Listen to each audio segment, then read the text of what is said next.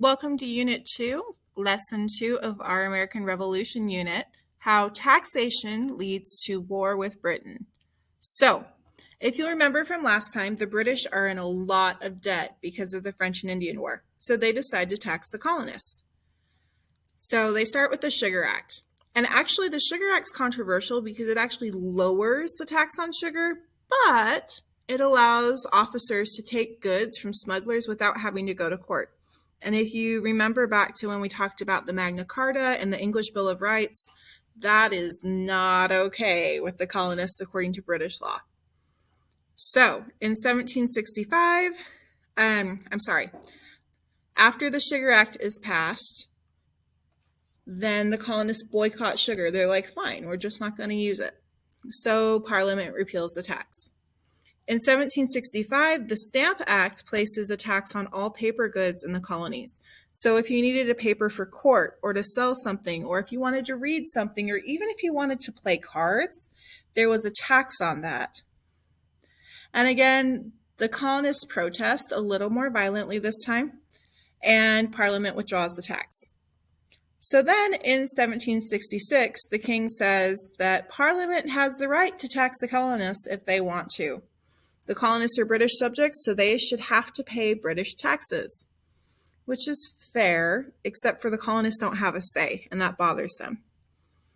So then in 1767, the Townshend Act taxes almost everything. If it was imported to the colonies, so if it was like glass or tea or paper or lead, there was a tax for that. And that makes the colonists feel super upset. So how did the colonists respond when the British taxed them? The colonists are absolutely furious about paying these taxes because they don't have a voice or a vote in the British government. So they make up a slogan that says, no taxation without representation. And they believe in the consent of the governed. Basically, if you're going to tax us, then we need to have a vote. Remember, the colonists are used to representative government. They'd established their own with the House of Burgesses. They had increased their government with the Mayflower Compact and the Fundamental Orders of Connecticut. So they strongly feel that they should have a say. A man named Samuel Adams forms the Sons of Liberty to protest the taxes by boycotting or refusing to buy British goods. A lot of times people today will boycott companies that do something that they don't like.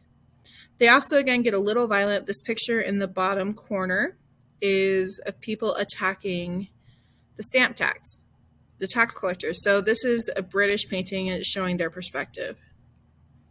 All right, let's talk about the Boston Massacre. So again, the more taxes that Britain is passing without consent of the colonists, the more upset the colonists get, and that's understandable.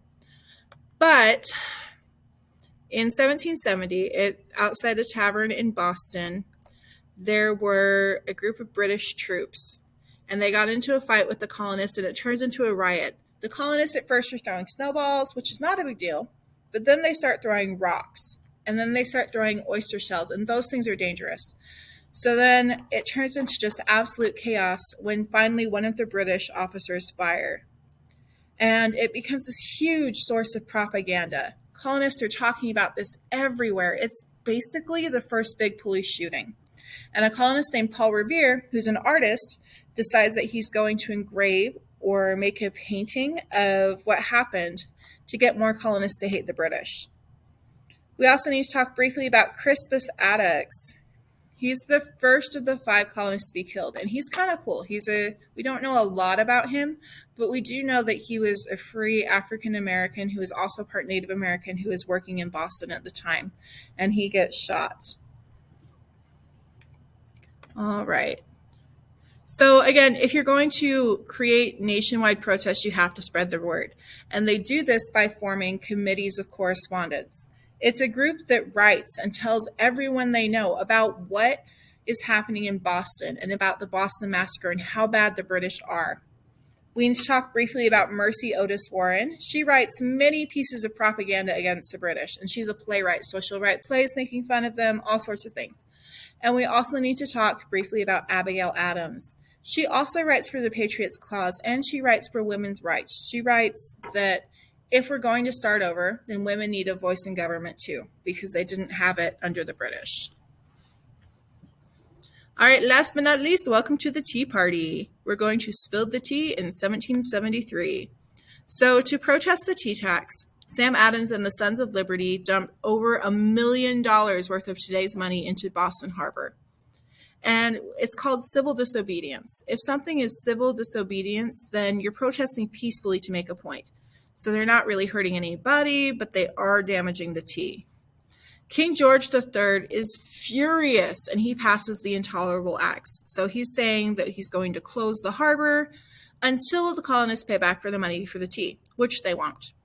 The king also forces the colonists to quarter or house British redcoats in their homes.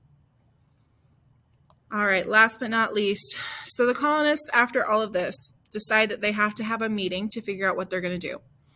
And 55 men from the 13 colonies, except for Georgia, because they were pretty loyal to the king, meet together in Philadelphia, Pennsylvania. And they're going to act as a political body for all of the colonies. And it's the first time that this happens. And they're going to write a list of grievances, or they're going to write a list of complaints against the British and ask them to repeal all of their taxes. We'll see what happens next time in our next Ed Puzzle. Have a great day and move on to your practice.